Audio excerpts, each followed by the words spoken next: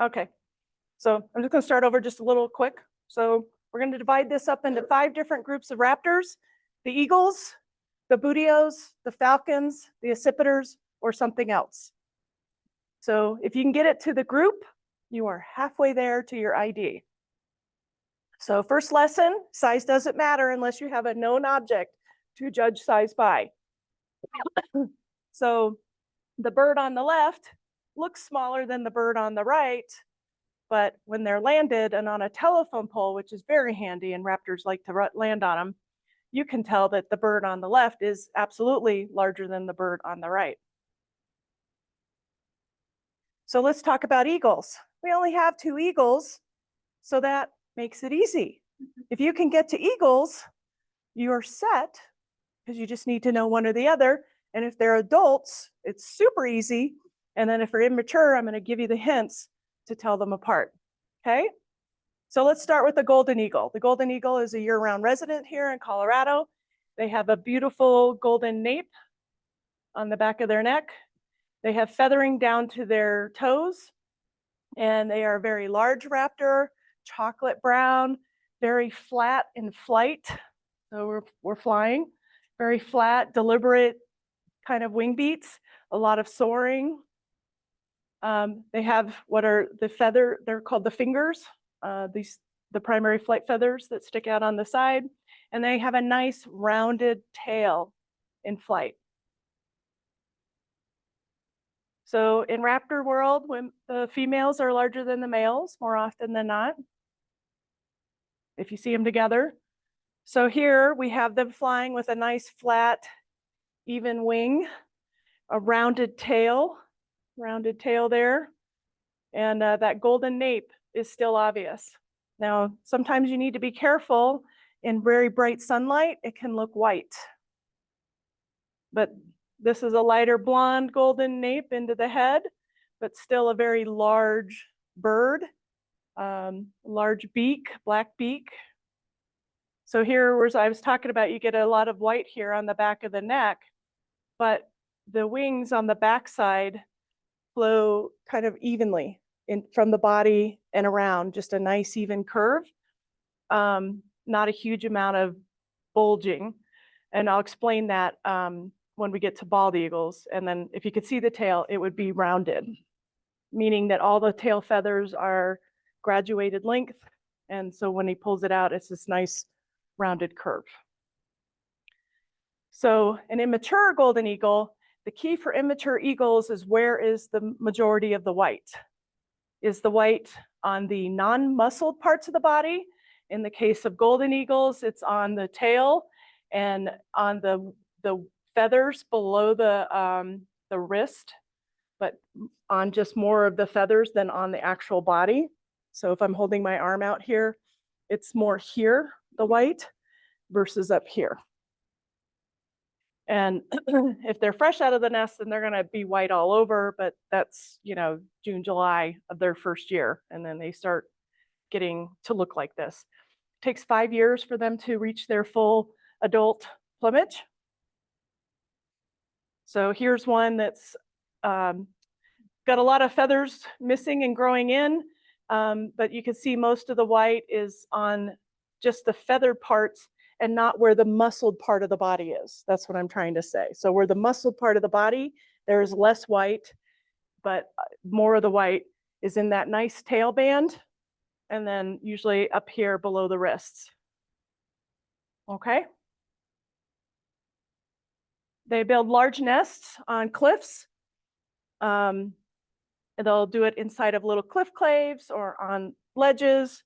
Sometimes you wonder how they have enough room to sit there. This is a nest out in El Paso County that is behind some very safe private property. It's been there for centuries and used by golden eagles pretty much every year. Half of that nest falls off of the cliff every year because they come in and add branches every year. And so they're already pair bonding and, flying around and sort of updating the nest right now. So the bald eagle, everyone knows the bald eagle. It's our national bird. And they're a fish eagle. And they have a very large head to their body size. So the golden eagle is very nicely proportioned, but the bald eagle has a very large head and a very large bill, and it's bright yellow. And they have a white head and a white tail. And then in flight, they have a wedge shape tail, so more of this versus a rounded tail. And their wings nip in when it comes into the body. So they kind of have a bulge here in what are called the tertiary flight feathers. And in winter, they do like to gather in large groups, especially in Alaska. But if you go down to Lake Pueblo, there'll be a few bald eagles hanging out around there in the back end, usually on the far shore, so you need a scope. But that's a good place to go look for them, any large water body. But sometimes you find them in crazy places with a frozen over creek. And the only reason I can think that they're there in the winter is there must be some, carcass out there, because they will feed on carrion if they can find it. They will steal other ospreys' fish. So they kind of rule the roost, and they can swim. So this is up at 11 Mile Canyon, a great place to see bald eagles in the winter, and nice large yellow bill, large head, all white tail for the adults, and then that wedge-shaped tail, and then the bulge on the tertiaries as it nips into the waist. So this is see how that wing nips in right there? So it kind of makes this bulge. And then they're kind of a little more rounded in their wing versus flat. So golden eagle is very flat. They're a little bit more rounded or flexible in their wrists. But that large head and beak really stand out to you when they're flying. So the immature bald eagles, where's the white? It is mostly on the muscled parts of the body. So here's this eagle with a lot of white on its body. There'll be some white in a not complete band on the tail, but you'll see all the white here under the wings. That's all with muscle underneath them. And they still have this very large, for their head size, bill, which the golden eagles, their bill and head fit their body. This is going to look big. When they go from their second to third year, they're starting to develop some white on their head. They might look a bit osprey-like because they'll have a little black mask. But so what I mean by that bill, do you see how that bill just stands out to you, even though this bird is flying past, and you can see the wings are still nipping in, and that it's a wedge shape. So a nice wedge shape, triangular shape. So they nest in trees. Trees usually fall down after they've nested in them a few years. I know that Colorado Parks and Wildlife provides a lot of platforms for them where they can be a lot sturdier and last longer than the trees, because these nests, again, weigh 1,000 pounds easily at times. So here's something else, the turkey vulture. We're going to sparse something else's within our groups. So I put the turkey vulture here because they are a lot like a golden eagle in that they're, an eagle because they're very large, and they tend to fly in a dihedral, which is a V, and they don't flap a whole lot unless they're trying to get up first thing in the day. Mostly they're just hanging out and they're just rocking back and forth in the wind, and they don't have to flap much at all.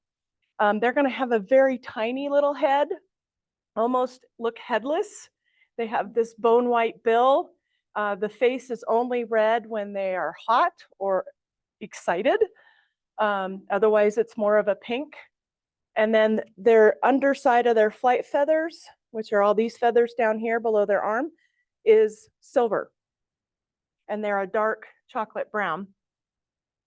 In the morning, they like to get up in the trees and sit up there, get the sun on them and warm up and wait for the thermals to start, and then they'll take off.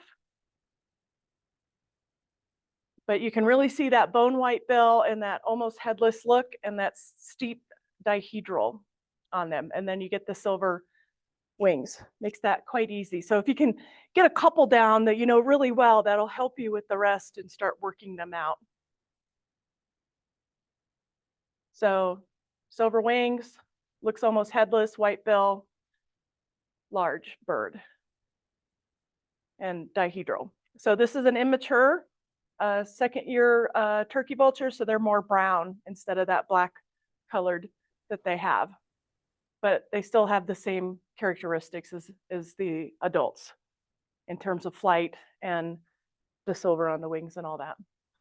So let's go to our largest and most common group of raptors that you will see most often, especially if you're driving down our highways or anywhere where there are telephone lines. You're usually going to see our bootios, and our bootios are broad-winged and short-tailed raptors who live in a variety of habitats. And we have two resident birds. We have a winter bird and a summer bird, and the broad-winged hawk. I don't even know if we're going to have any pictures on this, but if we do, they're kind of a migration bird. They're an eastern hawk that sometimes comes through Colorado on the way up to Canada to breed. So let's talk about red-tailed hawks. It is the most common bootio across the United States. It is a generalist.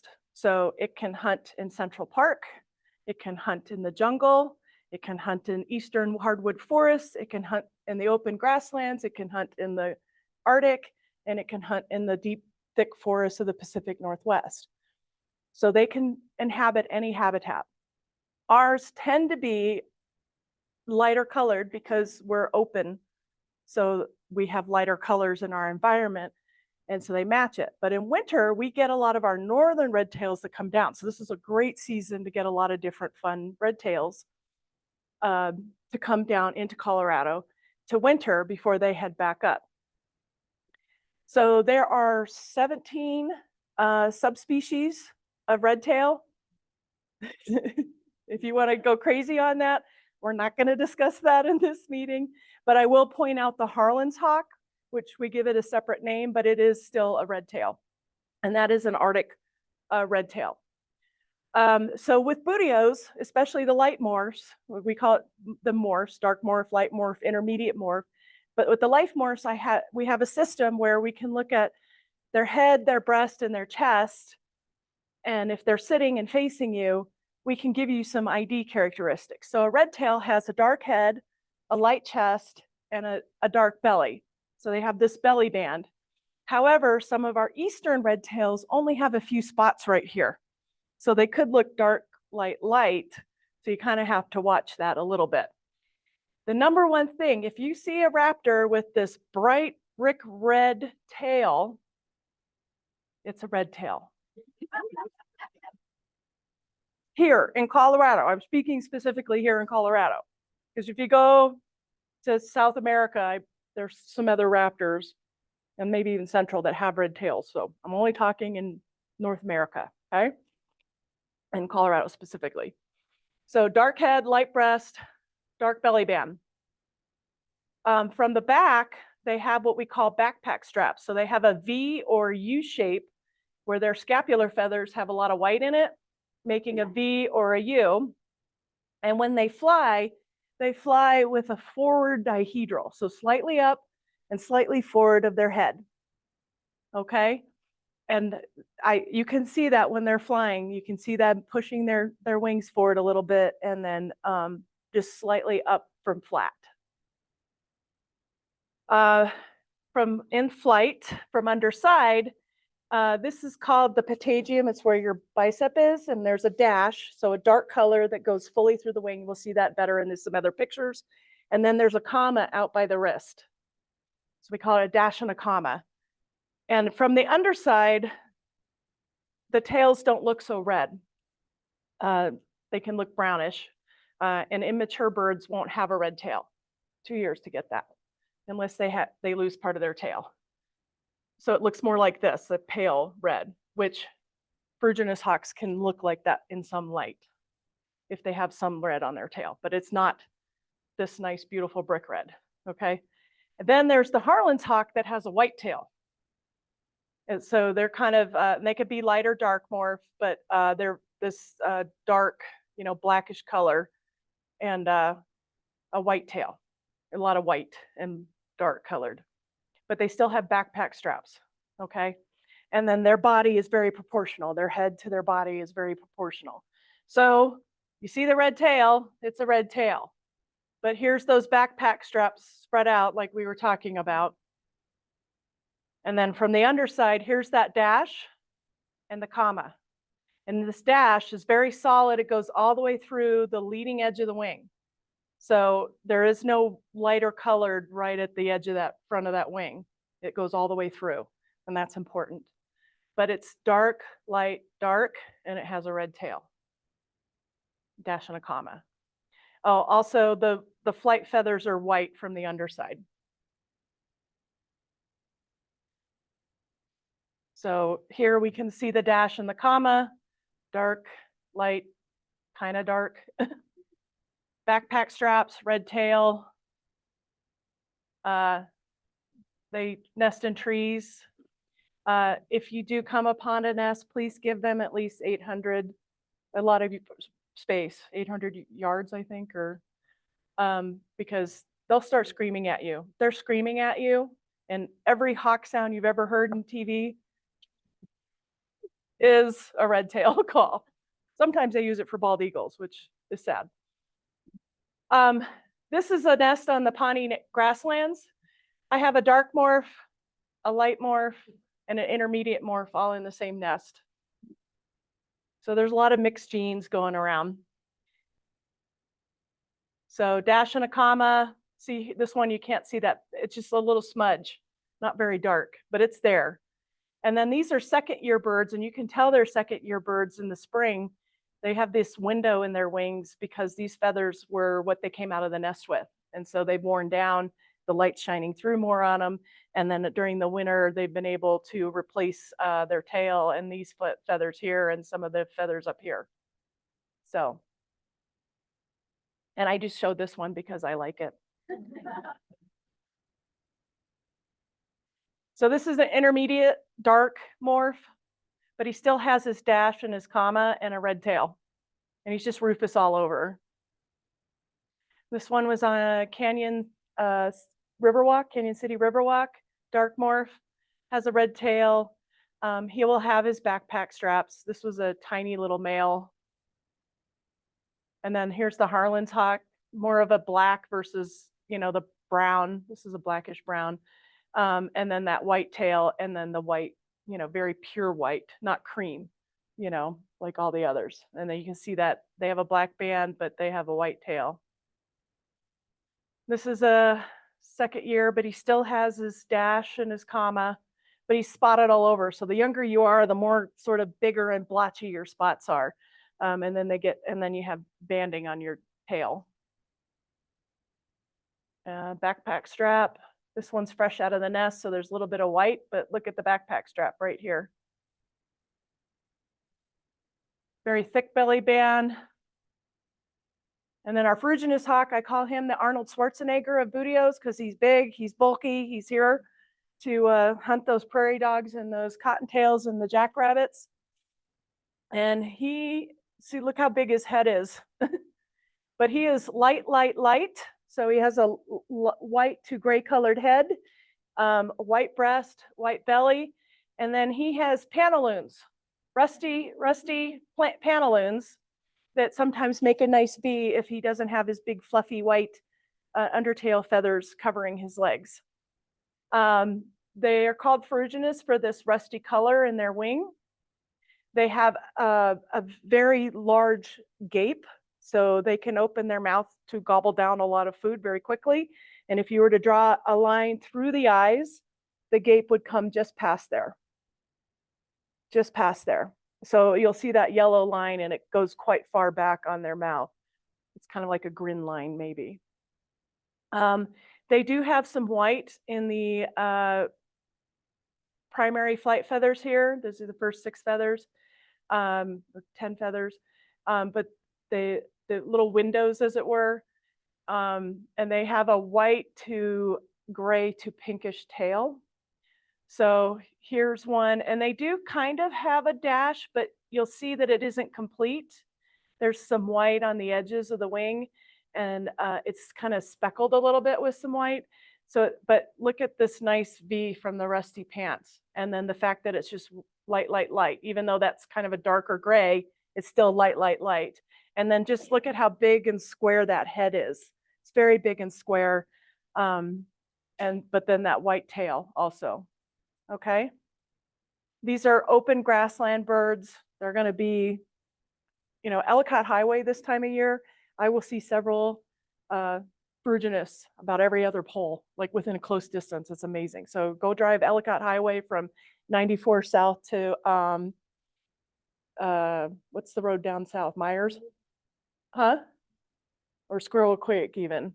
Yeah, all the way down there, you'll see a lot of Ferruginous, especially that first part of the road once you get out of the town part of Ellicott.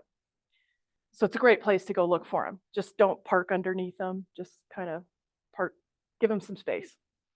They'll appreciate that. So here's what I mean. You see the white on the leading edge of the wing? So not a complete dash. And they kind of, all the Buteos kind of have a comma, but again, white flight feathers, but these look lighter, and that's because they're white all the way through. And then the white tail, and then the rusty pantaloons, and the very large head.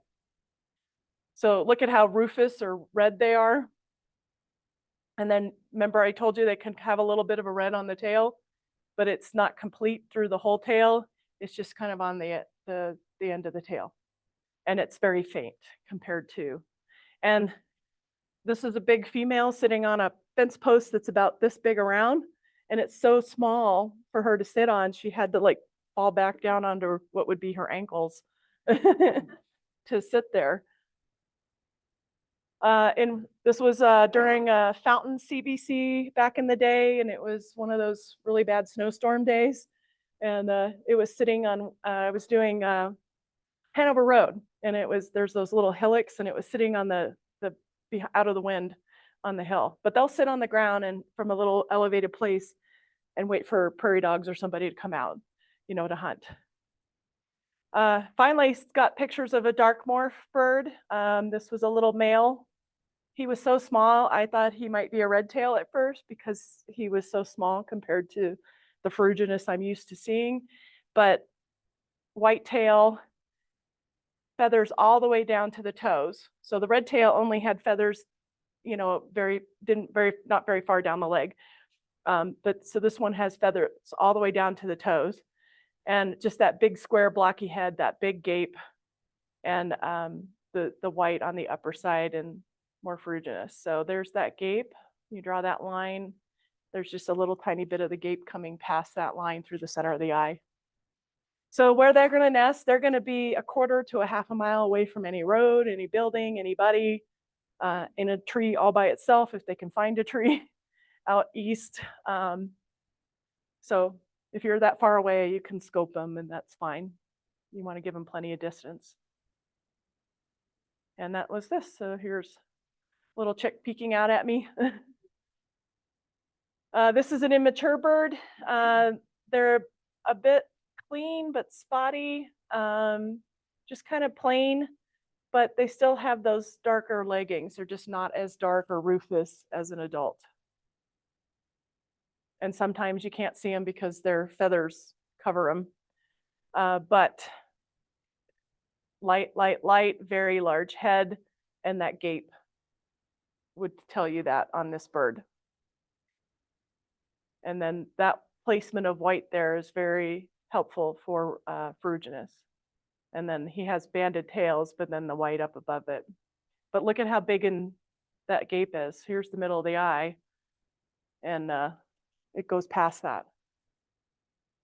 And this one, I was out driving and I saw it feeding on this rabbit, so I pulled over and I crawled out of the car and I laid down behind it, and he was eating, and you can see he's been really gobbling a lot of this rabbit.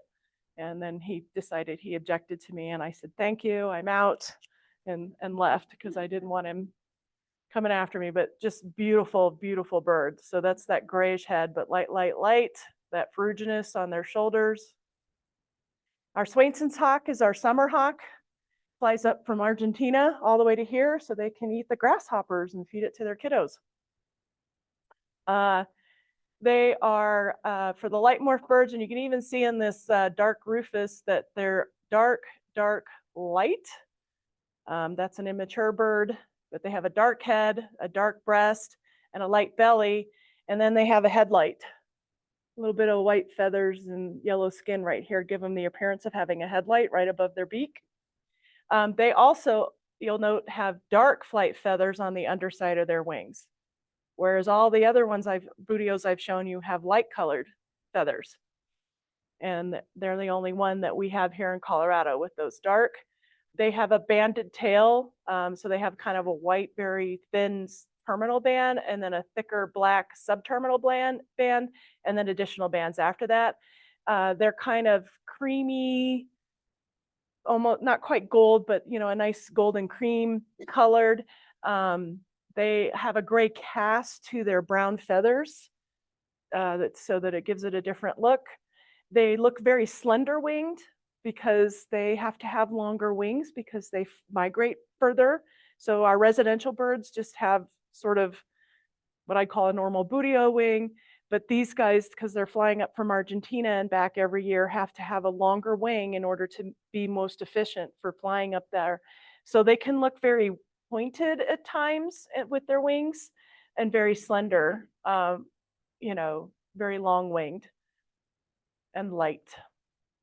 So here's those dark flight feathers, the banded tail, dark light, and then the feathering you see only goes down there. It doesn't go all the way down to the toes. So they have bare legs. Here you can see a little bit of the headlight here and here. There's that grayish cast to the brown, and then very clean on the upper part. There's their comma kind of, but no dash at all. And even in the darker birds, if you get them in the right light, you can see this bib. They kind of have this bib here. And the immature birds, this one was a pretty messy dark one. Let me go back to this. Whoops. Come back. This one here, sometimes in the spring of their second year when they're coming back, you'll see them sort of have this long mustache onto their neck. And sometimes it's only on one side. And that's the beginning of their bib starting to come in, which is what we call that. You see how it looks kind of like a bib, even on these light morphs. It looks like a bib. But they're a really pretty raptor. They are here for the grasshoppers. There's another raptor in South America or in Argentina that looks almost exactly like them that just stays resident. And then this one flies here and has for millions of years. So kind of, you got that big headlight, the creamy throat. There's some white in here, but it's not really backpack straps. And then if you saw them from the front, you'd see that they would have the dark flight feathers and, would just look different. Here's Mama looking at me. Again, I'm a bit of ways, and this was out in the middle of nowhere where no one really comes by, and took a quick picture and busted out of there because I don't want to get them to abandon their nests. That's really important to me. Here's some chicks on another nest. And then our winter hawk is our rough-legged hawk. So they have arrived. So about the time the Swainsons leave, in September, October, the rough-leggeds are coming in October from the Arctic. So they're up there with the gyrfalcons on the cliffs hunting lemmings and whatnot up there. And they come down here. They're very petite, small hawk. And for the light morph, they're light, dark. So they have a thick belly band, very, a light colored chest, a light colored head. And then they have wrist patches. So right here on the wing, they have these big wrist patches. They're super, really good and light in flight. So they'll hover in places. And sometimes they can look a bit like a harrier in their flight profile, which I'll show in a minute. But they'll kind of hover over, but they're going to be higher off the ground. The harrier is going to be a lot of times just 6 feet off the ground. These guys are going to be higher up, but they're kind of hunting in a similar way as the northern harriers. They have dark morphs, but you can still, in the right light, make out these wrist patches. They can have some really pretty intermediates, and then they have a kind of a white tail with a a thick subterminal band. But this buteo, you can tell the sexes apart. And that is that the thicker the belly band, the more likely it is a female. And they'll have a thinner subterminal band, whereas the males will have a thicker subterminal band and a thin belly band. So that's kind of fun. From the back, they're very mottled, you know, dark and light mottled look. So, and look at how petite, kind of rounded, just compact little light raptor, but still very broad winged, short tailed. So here's those wrist patches, here's that belly band and the subterminal band. So here's a nice male, thinner belly band, really nice thick. So there's some intermediate ones where I kind of hesitant to say that, but those, the outliers, you can say pretty clearly that that's female or that's male. So that nice thick belly band, I'm sorry, tail band, subterminal band, wrist patches. And this one's kind of golden, a dark morph, a intermediate dark morph, but you can still make out the wrist patches. So the belly, again, on when they're dark morph, it's harder to make out, you know, that light dark for this guy. And here's that mottled look that I was telling you about. And this is why we call their head light, is they got some white up there on the head.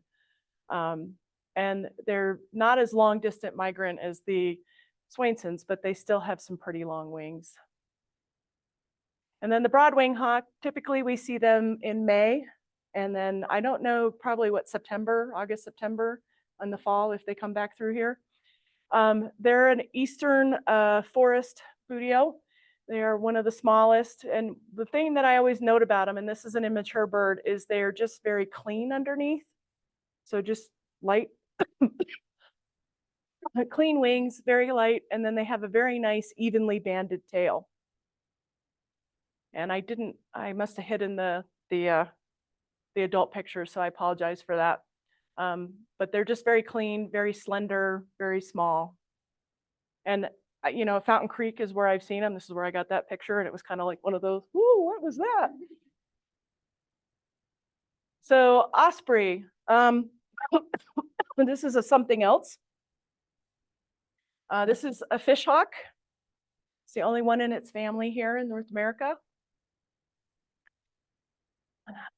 They're here when the water is ice-free. They'll nest at the larger reservoirs. If you ever go up to like Shadow Mountain Reservoir, I've been up there, there'll be several pairs of osprey with babies all around, and the babies will be screaming for mom and dad to come bring them a fish, and they'll be hunting and they'll catch a fish. They're very efficient at it. And then the bald eagle comes in and tries to get them to let go of their fish.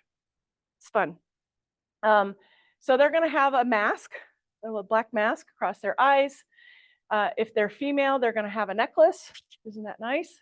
So you can tell these guys male from female. And then they have this 4-patch pattern on their underside of their wings, where they also have wrist patches, but you'll see that the primary flight feathers are light colored, the secondary and tertiary are dark colored, and then they have a very clean arm rustled areas. Okay, very clean.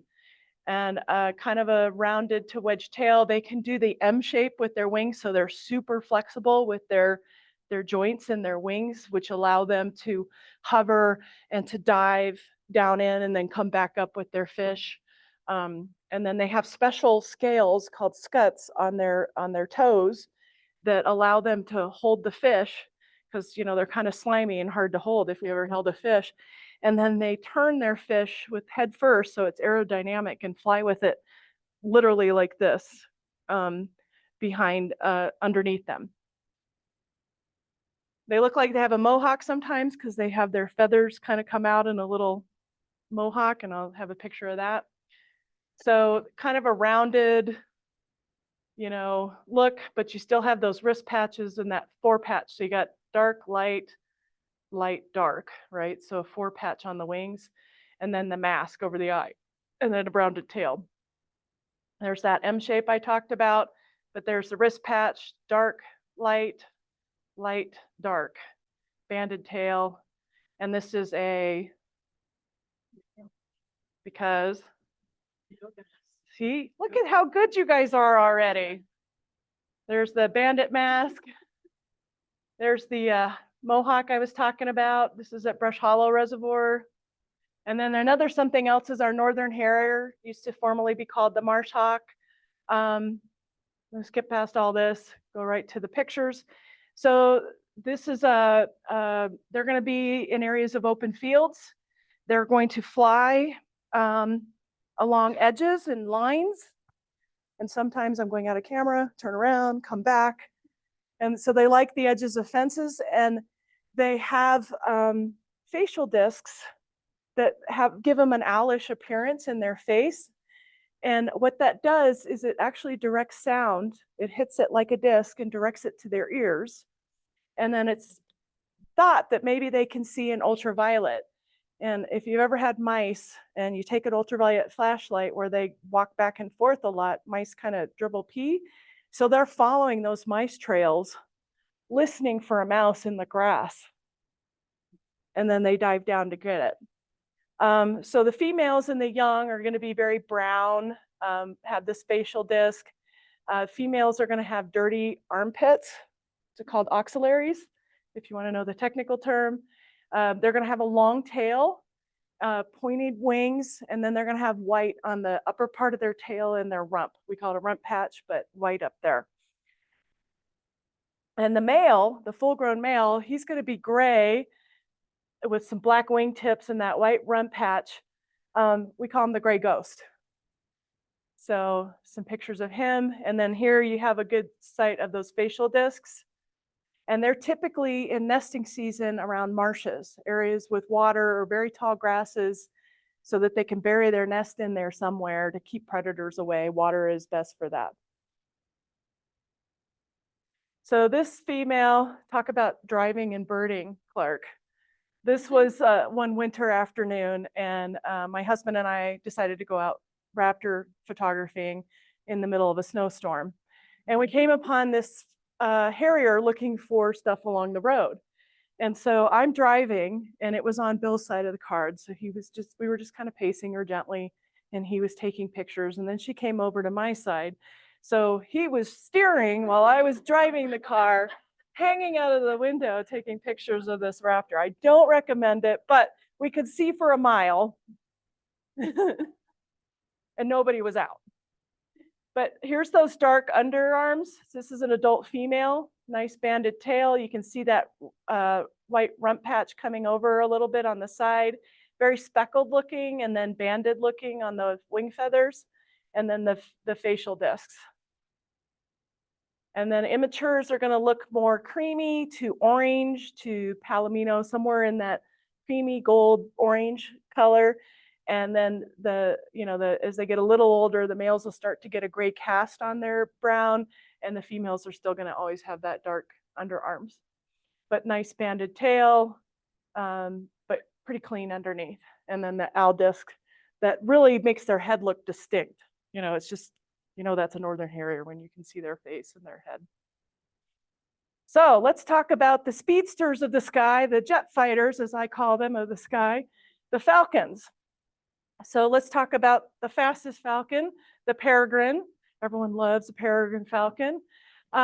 It's all about mustaches with these birds. So the peregrine has those old Roman centurion helmet look. Very thick mustache, looks like a centurion Roman helmet. Very dark bird, very dark, and that dark around those eyes helps them with eye shine because they're hunting a lot of times small teals and shorebirds around water. So they need to, it's like putting the football players put black under their eyes so that it works like that. They're very fast. They're eyeballing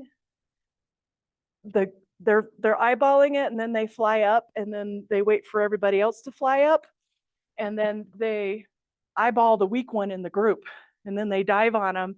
They curl up their toes, bap, and then they got to catch it before it falls in the water if they're over water in midair, and then they've got a meal.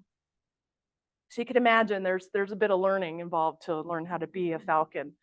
So they're going to have long pointy wings for falcons, long tail, because they need all that to keep up their speed and especially on their dives.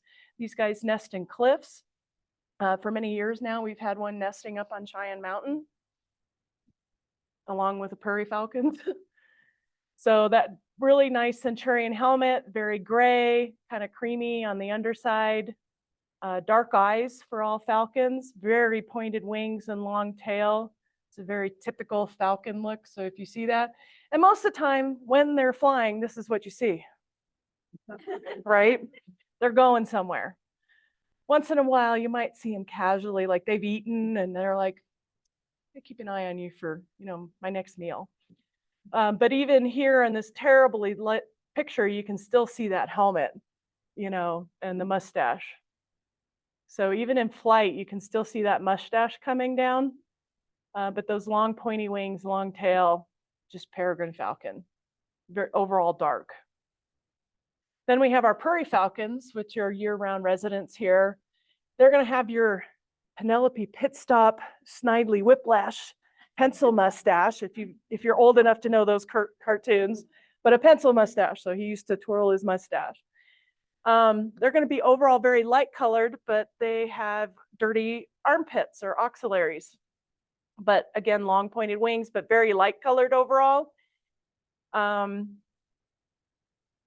And they're going to be up in the cliffs. So they're going to be up in the mountains. They're going to be out on the plains, wherever there's rock cliffs. And they kind of hunt the white-throated swifts, the violet-green swallows. They're mostly bird hunters. And one year in Cheyenne Mountain, we had a red tail hanging out at a prairie dog town, just sitting on its fence, minding its own business. Prairie falcon came in and knocked it off the fence. Didn't like it being in its hunting territory, I guess. So this is an immature bird that didn't have much of a mustache formed. So when I was early birder, I was like, what the heck is this? I can't figure it out. But, he had those dark eyes, long pointed wings, long tail. Once you get to falcon, then it's easier to figure out. And he's overall light colored. This is one fresh out of the nest. You can see that the tail isn't even full grown yet because it's shorter than the wingtips there. But you can see the starts of his mustache, but he has a lot of natal down still in his head, fresh out of the nest. But this is, again, typical. There they go. April is my favorite time to hike up at Cheyenne Mountain or somewhere with cliffs, because or Garden of the Gods. The females are sitting up near the nest site and they're calling for the male to come and bring food to show that he's going to be a good provider for the chicks. And then she'll allow him to mate with her while she eats her meal that he brought her. And then he sits up higher and guards her. And you'll see that at Garden of the Gods, especially. But dark, overall light colored, dark armpits, pointed wings, long tail. So here's Garden of the Gods. Here's the female. This was the nest site they selected that year. Here's the male up here, ready to drive off any invaders who might try to come in and mate with his female. Probably easiest way you can go see a prairie falcon pair is just go into the Garden of the Gods at the Kissing Camels in April. You can go sit up on that top house, use your binocular or your scope, and you'll find her. She'll start calling. This is a nest in another area, but they like the little cavelets in the cliffs. And then we have the merlin. So the merlin is down here in El Paso County, is only here in the winter. They do sometimes breed in the north part of the state, but Wyoming is kind of the southern part of their breeding ground. There are 3 types of merlins. I'm only going to talk about 2 here, and that's the prairie race and the taiga race. The prairie race is the one that generally breeds here. The taiga would be more of a forest merlin. And then there's also the black merlin, but that would be more in the Pacific Northwest, and we just don't get them here, so I don't really show him. They don't have much of a mustache, and you can tell male from female in merlins. So if they have blue-gray wings, that is a male. If they have brown wings, that is a female. So the prairie race is very light colored, and the taiga race are much darker. So this was a Catholic church parking lot This is a decapitated rock pigeon, which is these pigeons and doves are extremely strong birds. That was bigger than that Merlin. Merlins are aggressive, but this is a taiga. So in the winter, we mostly have taiga here in the city. And then you go out east into the plains, and that's where you find the prairie race. So if you have a feeder and you see some birds starting to go missing, it could be an accipiter, but it also could be a Merlin. So first thing to do is eat the brain, get some good minerals out of that, and then they might eat some meat. But they're so aggressive that at raptor count locations, they'll put a plastic great horned owl out just for the Merlin. Because the Merlin, wherever he is, that's his territory, and he doesn't care that you're this big and he's this big. He's going to come down and let you know that he is not happy that you're in his territory, even if he's just flying by on migration. So they do that to bring the Merlins down enough to see them and count them, which I thought was a really cool thing. This is a nice prairie female. You can see almost no mustache. Falcons are more closely related to parrots than our other raptors. So they're murder parrots. And if you look at them, they kind of have a little parrot type beak and then those dark eyes. So murder parrots. See that beak? Not much of a mustache. Again, another female. This is the prairie race. See that long tail? And but they're petite. They're a little bigger than our American kestrels, which are our most colorful falcon. I only got this flying picture because he was casually flying by. He'd probably eaten that morning, and he just was kind of like, oh. There were some Eurasian collared doves on the line, and he was kind of eyeballing them up for another meal. And then our kestrel, the last falcon, is the most colorful North American and also our smallest raptor, or diurnal, falcon. We'll call it falcon. Again, you can tell male from female if they have blue-gray wings and a blue-gray head with a red spot. That's a male. They have a double mustache. The female is all red with banding. And even the male and female tails are different. So the male has only banded feathers on the two outer feathers, and then everything else is red with a black subterminal band. Some people think they look like a flying banana.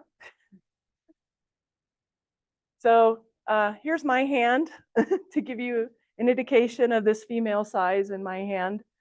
This was with a bander, a licensed bander, and we caught her and banded her and released her. And she very kindly didn't bite me or stab me, and I appreciate it. But you see how she has all red banded tail, red banded wings, and red back, and then the double mustache. So nice male, blue-gray wings, blue head, double mustache, red back. Here's the female. Here's the male. Female is quite a bit bigger. They nest in cavities, old abandoned buildings or barns, so they want a covered place to nest.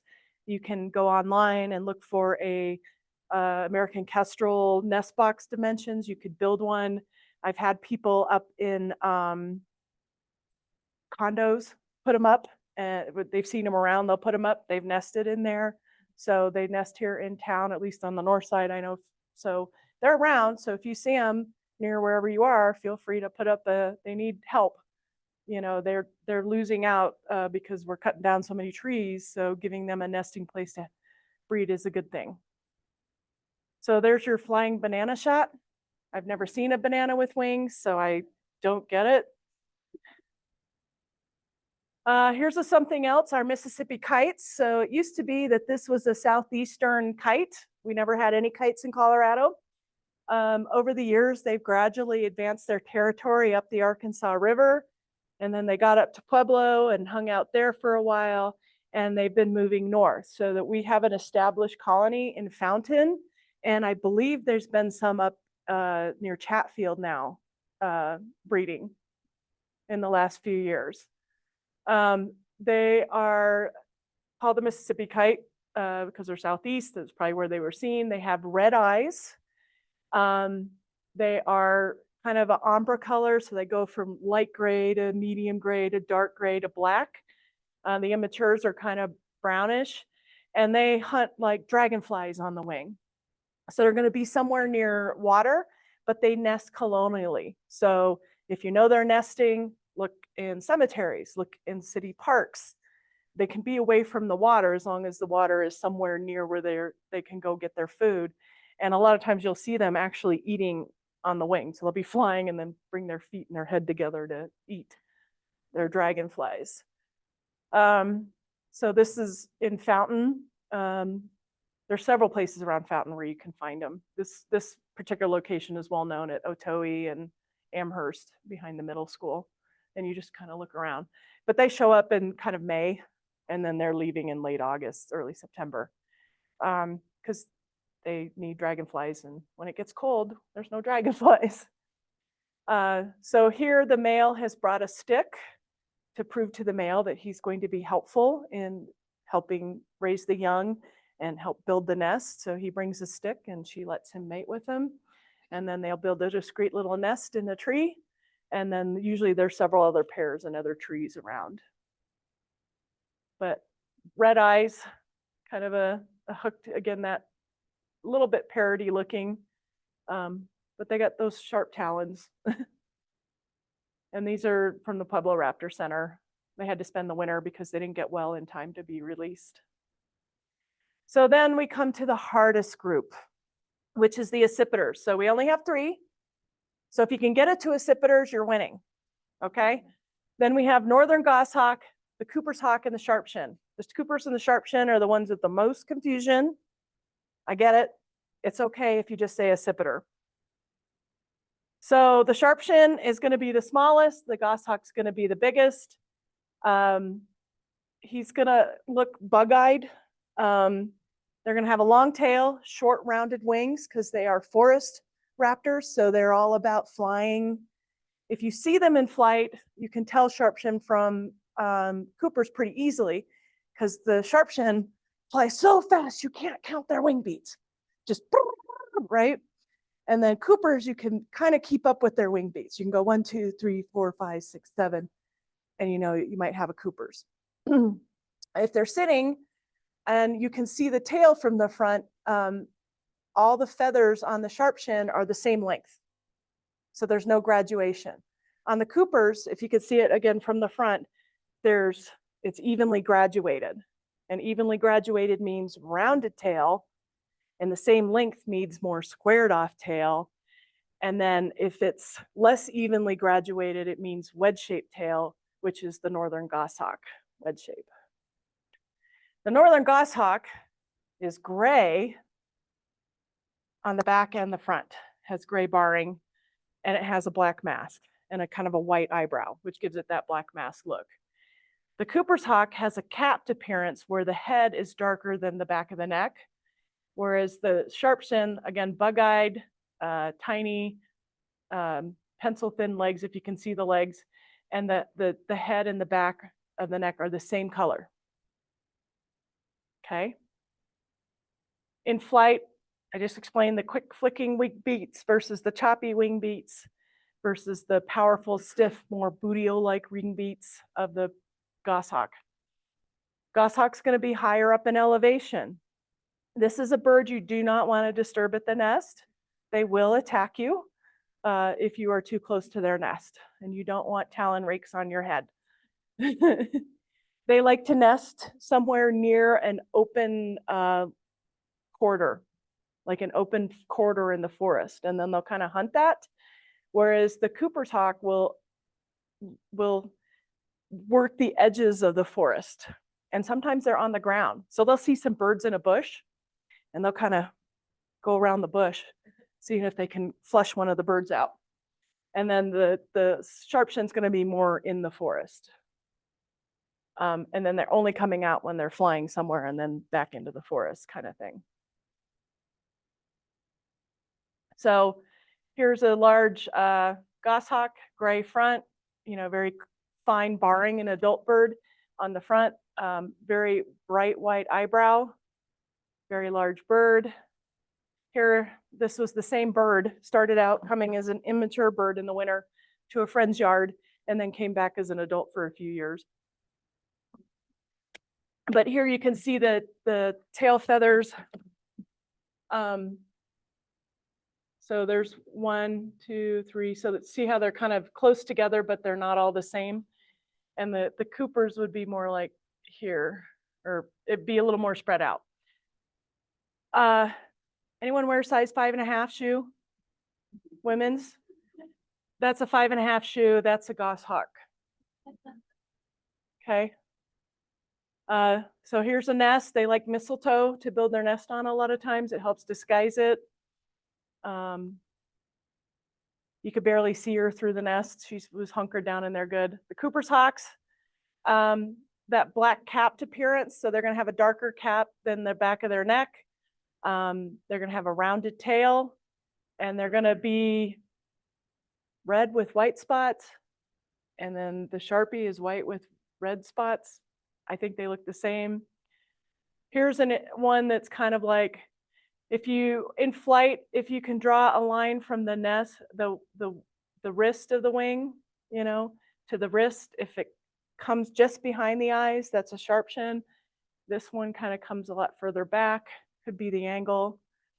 But that rounded tail, different length feathers, but you can't depend on that all the time because they do wear down and they're switching out when during, but you can see the wings from wrist to wrist here is well behind the eyes. So that's a Cooper's. Here, that's definitely a rounded tail. That's a Cooper's. The capped appearance, you can see a lot of rufous all through there. This is an immature bird. Sometimes the immatures will have a little bit of a white eyebrow for the Cooper's hawk. He's all ruffled up because he's not happy that he was caught, but there's that nice rounded tail. This one I tried to turn so hard into a goshawk, but he'd eaten, so it was making him look beefier and bigger. So it was still a Cooper's hawk because of all that red, but he was, you know, a second-year bird.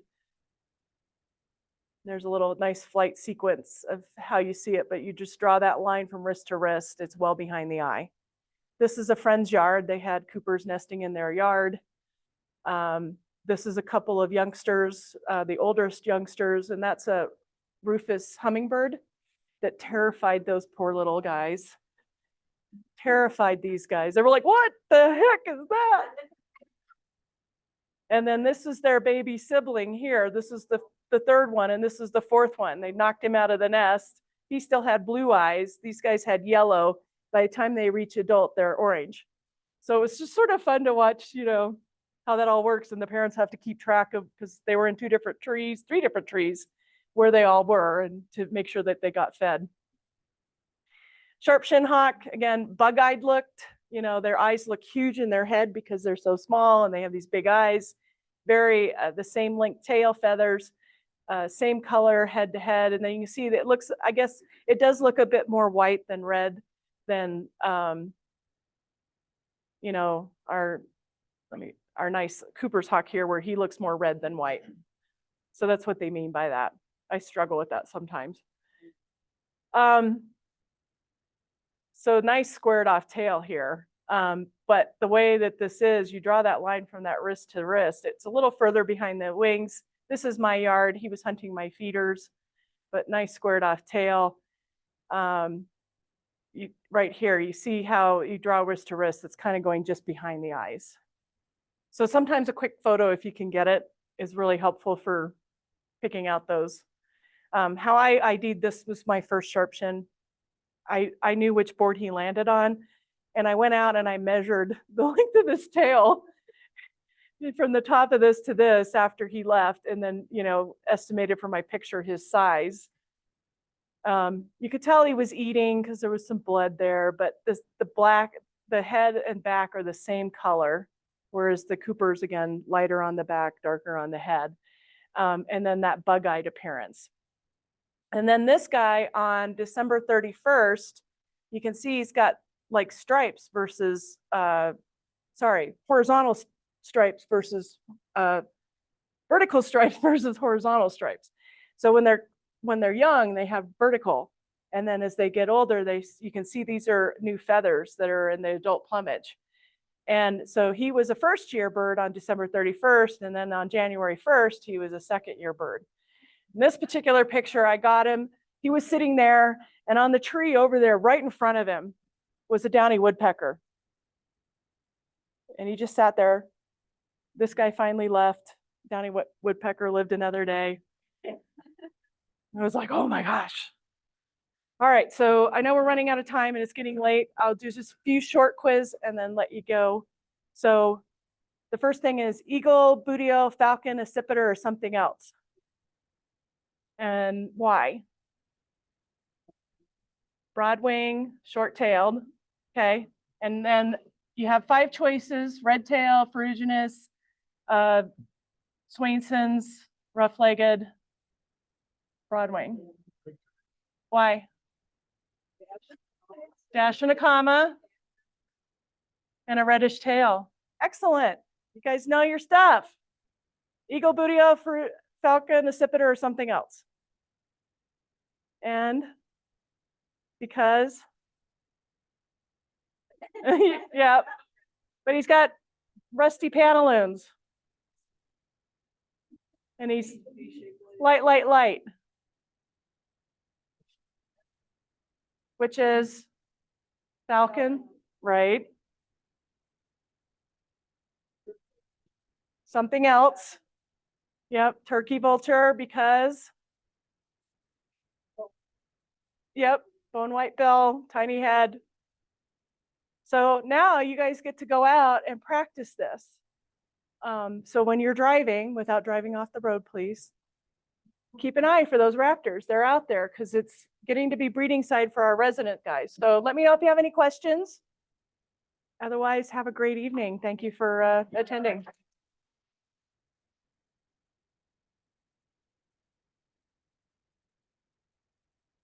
Yes.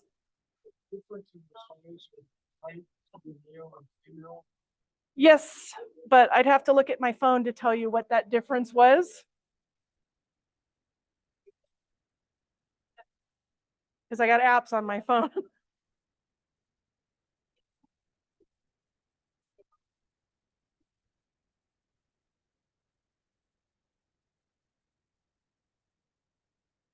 It's probably by a couple of inches in length. No.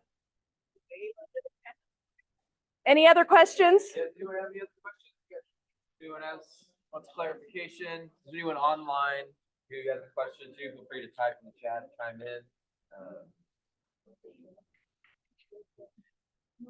Otherwise, I hit escape here to see questions. we wanted to thank everyone online for attending and everyone in person, and we will see everyone soon. And drive safe. Don't run off the road looking at birds. It helps to have a second person. Right. And enjoy the warm weather. Yeah. Oh, we do have some chats. Look, mine didn't show up. Oh, Some good feedback. Kat. Yeah. And Cora, Sue.